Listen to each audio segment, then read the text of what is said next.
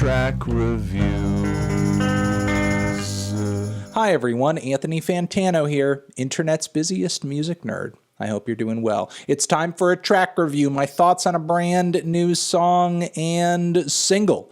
Before I get into that, let me give a shout out really quickly to our sponsor in this video, the good people over at The Ridge. They still make these awesome, minimalist, nifty, sleek, sexy, tens of thousands of positive reviews on these babies.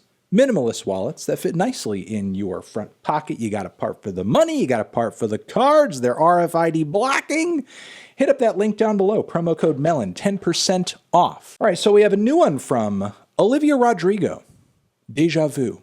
Many of you may have heard over the past year the just cultural force that has been her song Driver's License, which is a very low-key, sad, personal piano ballad.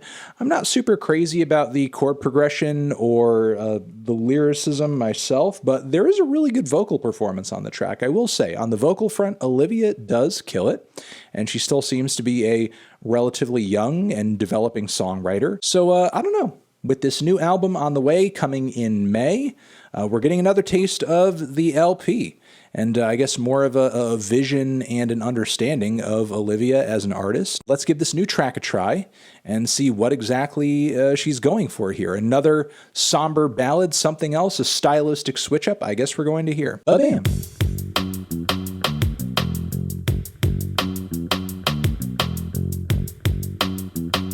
It's actually not too bad. I actually like that quite a bit more than Driver's License, and for a myriad of reasons. I mean, one, I think you have more texture across the track. You've got more instrumental dynamics and variety across the track. I think the intimate, chimey verses and chords that kick off the start of the song are quite serene and nice. And honestly, at that point, I thought we were in for yet another Driver's License. But then the song switched up significantly past that point once the drums dropped in and you had what sounded like that very raw, buzzy, fuzzy, like almost like old school indie rock style guitar lead that was pretty prominent throughout much of the track. I liked that variety of texture.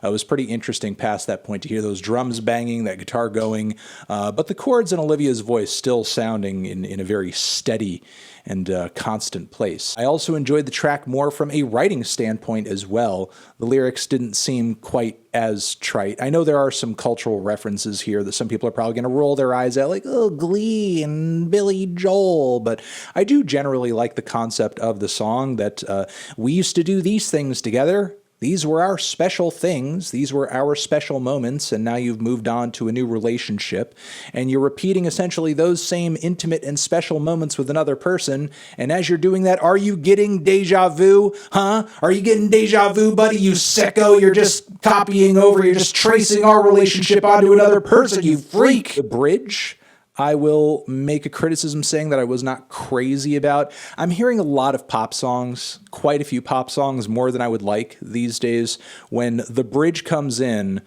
rather than going for a chord or some kind of compositional or even an instrumental change, the lead singer will just like start throwing out triplets,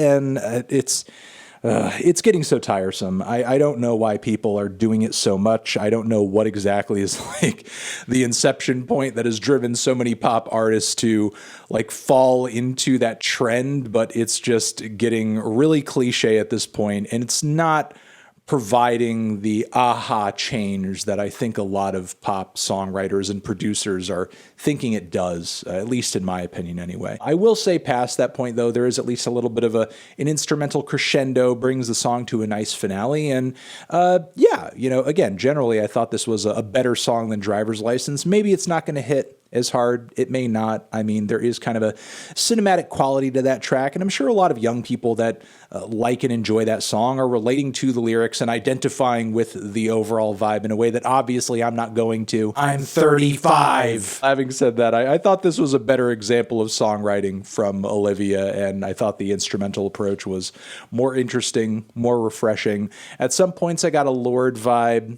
At some points, I got a bit of a Billie vibe, but I still think Olivia is on her way to defining her own direction. You know, she's not so steeped in those influences and those similarities that I think that she's sounding like a redundant artist. I don't feel like that's the case. I guess one thing I will say about the song performance-wise, though, she didn't seem to go as hard vocally on this one as she did on Driver's License, but personally, I guess that's fine. There was enough going on instrumentally and thematically that I wasn't really kind of missing, you know, that soaring vocal performance, I guess. But hopefully, as we hear more from this record, or the entire record comes out, we do hear Olivia kind of pushing herself a little more vocally. I am going to leave it at that. Make sure to put your thoughts on this song down in the comments. Did you love it? Did you hate it? Why? What do you think I should review next? Over here next to my head is another video that you can check out. Hit that up or the link to subscribe to the channel. Anthony Fantano, Olivia Rodrigo, Deja Vu, forever.